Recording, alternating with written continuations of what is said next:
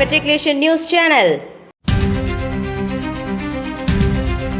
வணக்கம். இன்றைய திருக்குறள் அதிகாரம் 23 ஈகை.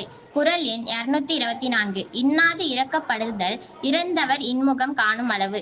பொருள்: தன்னிடம் உதவி கேட்பவர் முகம் மலர்ந்து மகிழும் அளவுக்கு இல்லை என சொல்லாது அன்புடன் பொருள் கொடுத்தலே ஈகையாகும். நன்றி. नमस्ते।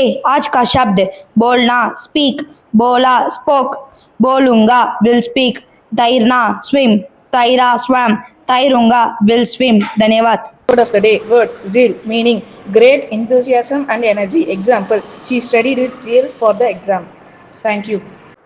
வணக்கம். இன்றைய பகவத்கீதை பொன்மொழி: ஒருவர் தன்னைத்தானே தன் ஆத்மாவை அடக்கியவர் வெற்றி பெற்றவராக கருதப்படுவார். தன்னைத்தானே தன் ஆத்மாவை அடக்காதவர் வெற்றி அடையாதவராகவே கருதப்படுவார். நன்றி.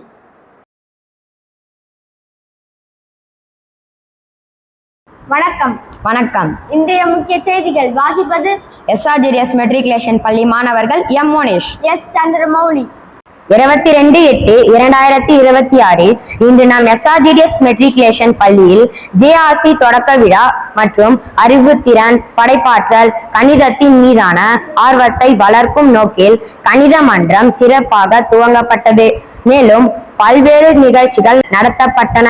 இதில் தலைமை விருந்தினராக திரு A Narayanan, convener of JRC Tiruvannamalai educational district. இதில் சிறப்பு விருந்தினராக திரு வி சங்கரநாராயணன், ஜாயிண்ட் கன்வீனர், மற்றும் திரு கே வெங்கட்ராமன், ட்ரெஷரர் திருவண்ணாமலை அவர்கள் கலந்து கொண்டு விழாவினை சிறப்பித்தார்.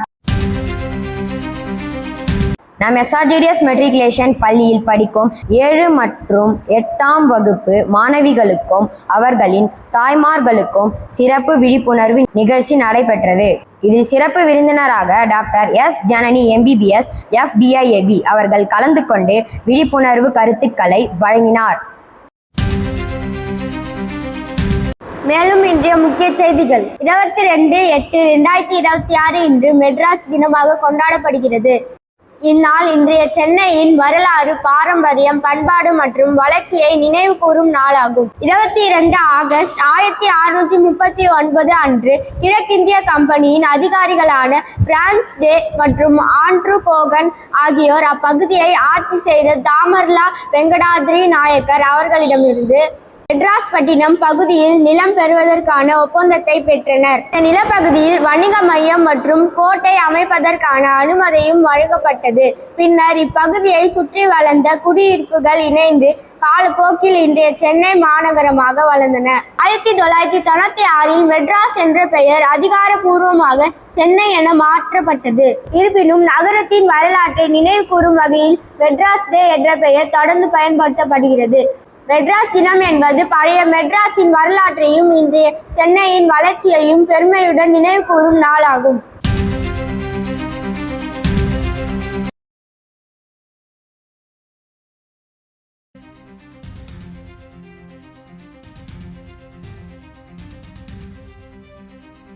Today's quiz questions. Number 1.